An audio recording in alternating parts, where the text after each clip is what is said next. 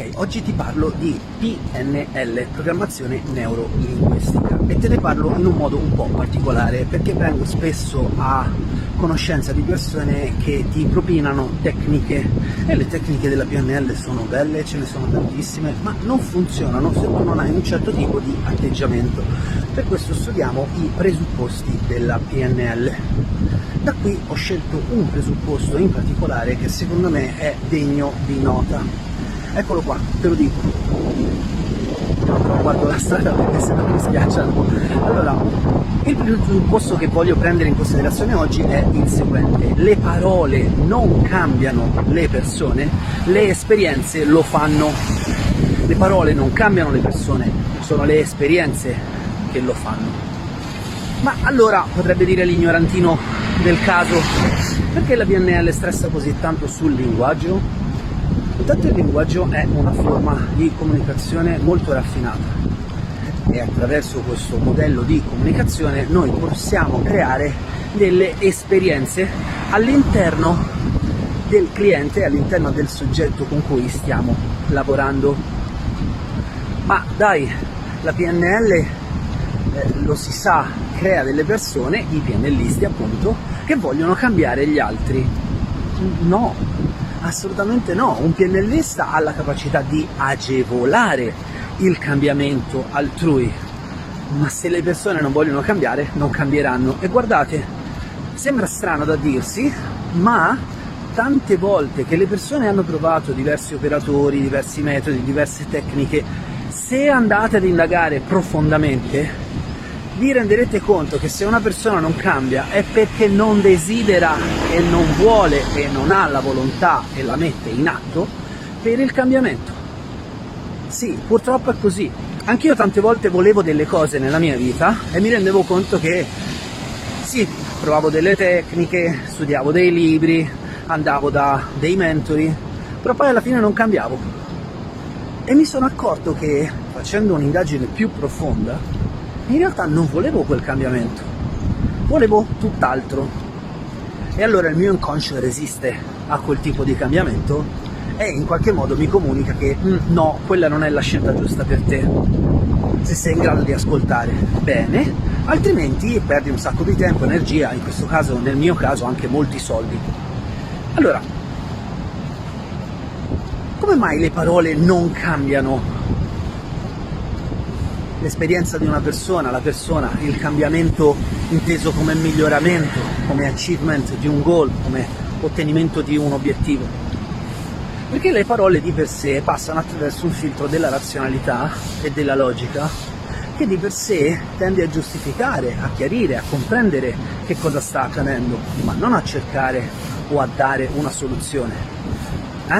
Perché se la logica e la razionalità potessero già darti la soluzione, tu non avresti quel problema, non avresti quel desiderio di cambiamento, saresti già cambiato, non avresti quel problema, ok?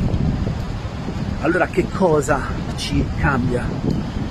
Internamente i grandi cambiamenti li fa quella parte che chiamiamo mente inconscia o inconscio. Per arrivare lì però dobbiamo combinare delle strategie perché l'inconscio faccia delle vere e proprie esperienze.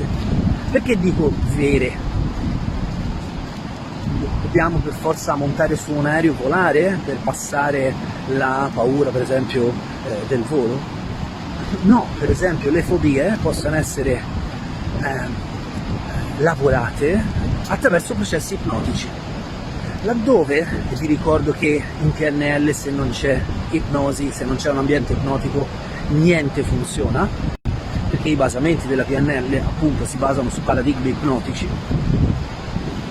Laddove però l'ipnosi non è altro che un modo per far attraversare una diversa realtà all'individuo in modo che possa ambientarsi un po' a quella nuova situazione e dire ma sai che mi piace? Da oggi in poi faccio questo, ok?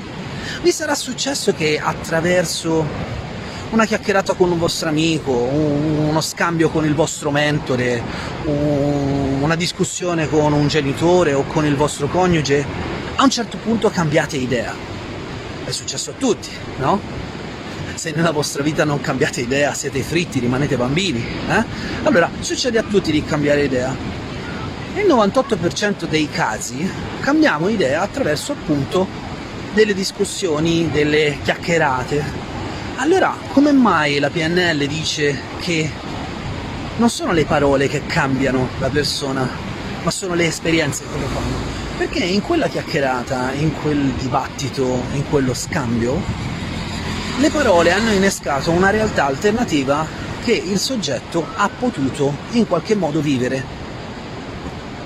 E siccome il nostro cervello non comprende la differenza fra una realtà veramente vissuta e una realtà vividamente immaginata, ecco che la PNL fa da ponte a questo grande problema.